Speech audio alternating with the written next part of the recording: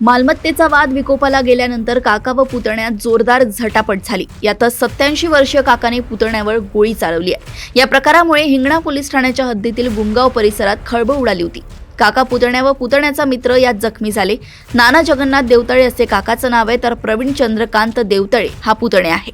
नाना आणि प्रवीणमध्ये गेल्या अनेक दिवसांपासून संपत्तीवरून वाद सुरू होता। अनेकदा त्यांच्यात भांडणे झाली।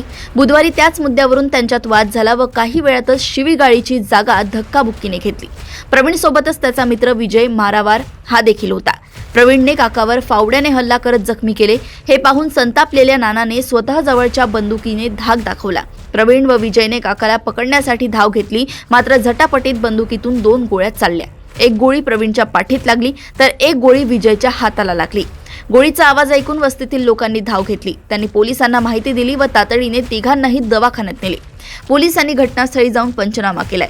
नानाला हिंगणा सरकारी रुग्णालयात दाखल करण्यात आले, तर प्रवीण व विजय विरोधात बुट्टीबोरीतील एका खासगी दवाखान्यात उपचार सुरू आहेत। या प्रकरणात गुन्हा दाखल करण्याची प्रक्रिया सुरू होती।